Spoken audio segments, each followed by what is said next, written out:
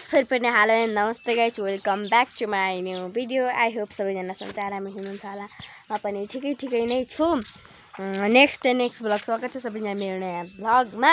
अनि आज चाहिँ म एक्लैबाट भ्लग स्टार्टिङ गर्दैछु। बिहानको 8 बजिसकेको छ एनाकि बिहानको 9 बजिसकेको छ। मेरो भ्लग आज 4 चोटि साथीहरू बिग्रिसक्यो क्या। मैले त्यो फोटोमा उसमा त्यो फोटो खिच्ने क्या त्यो उतातिर चाहिँ मैले यस्तो गरेर त उसमा अचार भनेको रातोमा ठ्याच्चै अचार मेरो भ्लग आज 4 चोटि गइसक्यो। अब यो भ्लग उस गरेछु यत्रो काम गरेर सकेर झन् तपाईँहरूलाई यस्तो देखाएको थिएँ फेरि देखाउँछु साथीहरू। यत्रो भाँडा माझेँ मैले चाहिँ अनि फेरि कपडा यति धोएँ अहिलेको हो। अनि साथीहरू अहिले फेरि यति भाँडा टक्रिरहेका छन्। यो पनि म अहिले यो माझ्ने। मम्मी त अब भोट हाल्न जानुहुन्छ। मम्मीको केही काम छैन। भाँडा त मम्मीलाई म छुट्टी भयो भने त पानी छुन पर्दैन त्यही हो साथीहरू। हेर्नु अब म कपडा धुन जान्छु। मैसी अब मलाई यहीसित डर लाउँछ। अब के गर्ने पुन्छ त जाका त फेरि साथीहरू। म चाहिँ तलबाट जान्छु क्या। यस्तो बोडी पनि केराउ पनि खाना हुन्छ। अनि यस्तो भएको छ क्या साथीहरू। अनि मैले त यो भ्लग चाहिँ म बनाउन नजानेर हो कि साथीहरू, नजानेर हो कि कुनै के हो नजानेर हो कि कसो हो त।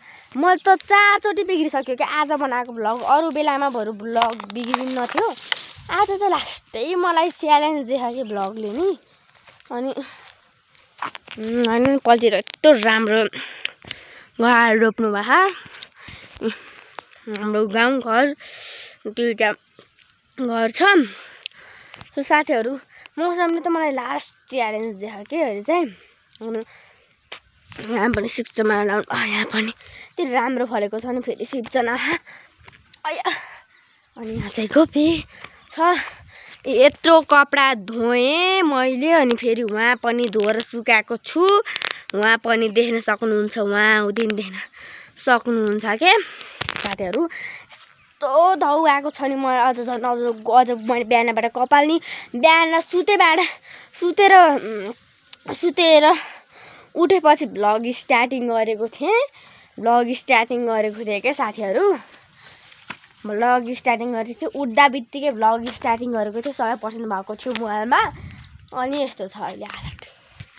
त्यो चरा हेर्नु न उड्यो यस्तो भएको थियो। अनि यिनीहरू चाहिँ कपडा धुन त मलाई त यस्तो गाह्रो भएको थियो नि साथीहरू। अब भैँसी त्यहाँ छ। भैँसीले नि मलाई आज च्यालेन्ज दिइरहेछ।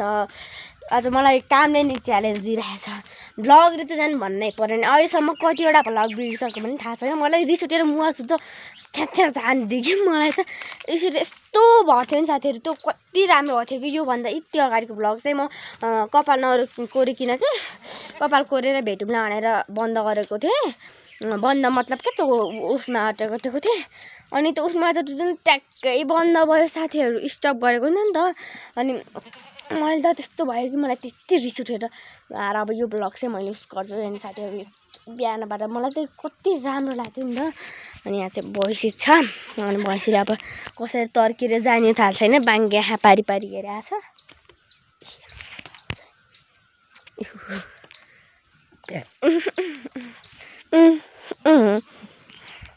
साथीहरू म यतै घुम्छु यतै देखाउँछु। अनि यहाँ यस्तो छ। मलाई त यस्तो च्यालेन्ज देखाउने मलाई त यस्तो कस्तो टेन्सन लागिसक्यो क्या। के गर्ने हो। मैले झन् यति राम्रो बनाएको छु। मेरो हालत हेर्न सक्नुहुन्छ। आधी माथि छ आधी तल छ। यस्तो रिस नउठेर मलाई त म चाहिँ अब उतै गएर देखाउँछु तपाईँहरूलाई चाहिँ।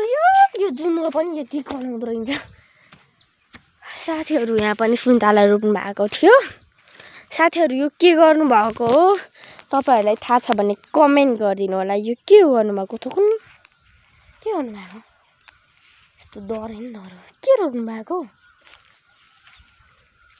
अनि यहाँ पनि के हो खनिया त्यहाँ पनि खनिया छन्। त्यहाँ पनि तिम्रो टोइलेट हेर आइस तिम्रो घर चट्टे फाडामा। घर यति राम्रो छ नि त दिमागै छुइनँ कि किन छोडेर गएको हौ यहाँ पढाइ पनि राम्रो भइरहेको थियो पढाइ पनि राम्रो भइरहेको थियो तिम्रो तिमीसँग खेल्ने साथी पनि हामी थियौँ हामी स्कुल सँगै जाने स्कुलबाट सँगै आउने गरेको थियौँ किन जानु परेको हो तिमीलाई चाहिँ उहाँ चाहिँ खै भन त आइस तिमीलाई किन जान परेको हो मलाई त अचम्म लाग्छ यहीँ भयो थियो घर के भयो थियो अरे यहाँ त्यही अलिअलि बाघ आउने समस्या त्यही पनि हाम्रो घरभन्दा तल यिनको घरभन्दा पनि तल यो के समस्या छ र है यहाँ न त्यसैको कमी थियो यत्रो जग्गा थियो कता जग्गा थियो तिम्रो हाम्रो मम्मी कतै हिँड्न परे सँगै हिँड्नुहुन्थ्यो किन हो छोडेर गएको कुनै अब त यहीँ आएर बस्नु भने अब यस्तो छ तर यो घरलाई चाहिँ अलिक च्याट्ट बनाउन पनि सकिन्छ तर च्याट्ट पाहाडमा किन छोडेर गएको यति राम्रो घर साथीहरू यहाँ यो चाहिँ थिएन उताको चाहिँ छेउ अनि यो चाहिँ बनाउनु भएको हो यतैको ल्याउनु भएकोले चाहिँ यो घरहरू यहाँ पहिला यस्तो गोड थियो अहिले यति लक गरेको छाप छ म चाहिँ अब बसिल त्यहाँ मलाई च्यालेन्ज दिइरहेको कस्तो फटफटाएको छ अब चाहिँ साथीहरू खाना खान्छ नि हेरौँला साथीहरू मम्मीले टेस्ट गर्नु भएछ म चाहिँ अन्डा खोल्साउँछु अनि भेटौँला है साथीहरू हामीले चाहिँ कुरै छिटो खोल्साउने खेलेको थियौँ मम्मीले चाहिँ हार्नुभयो म चाहिँ खोल्साइसकेँ भात चाहिँ खाइन मैले चाहिँ खाइसकेको छु अब चाहिँ जम्मै बराबर पार्नुपर्ने हुन्छ भाँडामा मसाला मार्नुपर्ने हुन्छ त्यो बाहिर जानुपर्छ टमाटर भुजेर मम्मीले चाहिँ उता खाँदै हुनुहुन्छ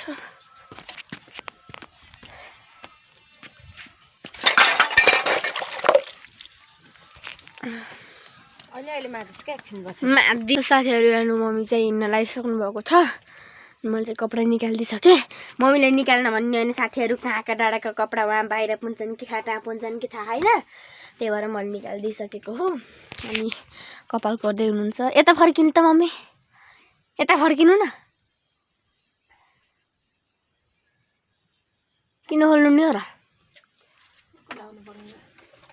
जान्दै हुनुहुन्छ अनि मम्मीलाई फेरि कुनै धेरै मेकअप चाहिँ गर्ने मन लाग्दैन खै के हो कुनै मेकअप त उता खान कहाँ यहाँ नि छन् उता नि छन् अनि कमसेकम यो चाहिँ मलाई अस्ति उस भएको हो अनि यो चाहिँ लाउनुहुन्छ होला मम्मीले चाहिँ मैले देख्दैछु थाहा छुइनँ अनि यो चाहिँ यता राख्छु कि मेरो मेकअपमा मम्मीलाई यो तेल लाउनु भनेको लगाइसक्नु भएको छ यो लाउनुहुन्छ मम्मीले यो सिन्दुर नि यो त लाउनु न होला त्यहाँ झिकिसक्नु भएको छ सिन्दुर नि कति धेरै हो आमाको साथीहरू यो लाउनुहुन्छ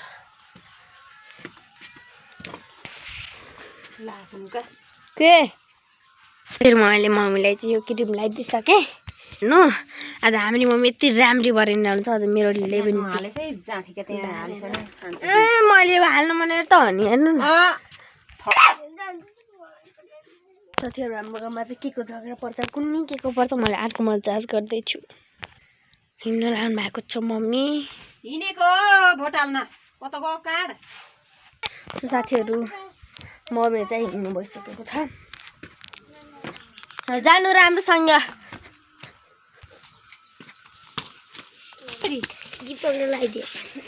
साथीहरू होली कहिलेबाट गएको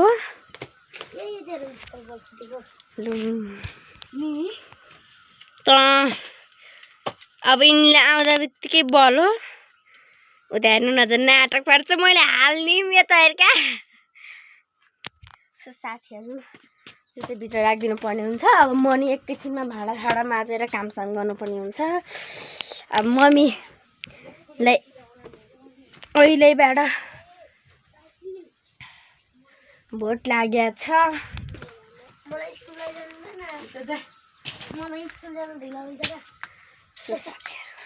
कतिवटा गरिस् नि जमिनीको मैले नि हो तेरो हेर्नुहोस् हाम्रा गाउँका यस्ता छन् केटाहरू अझै त कति बाँकी छन् हेर्नु साथीहरू म चाहिँ अब भ्लगको अन्तिममा पुगिसकेको छु। अब चाहिँ म बन्द गर्छु भ्लग चाहिँ। यिनीहरू चाहिँ के हेरेछन् हो साथीहरू मलाई यता खोरे जिस्काउने नाम खोरे 25 खाने अरे त्यहाँ फेरि खाला साथीहरू। अब चाहिँ म चाहिँ भ्लग बन्द गर्न गइरहेको छु अनि फेरि भोलिको भ्लगमा भेटौँला। Okay for watching.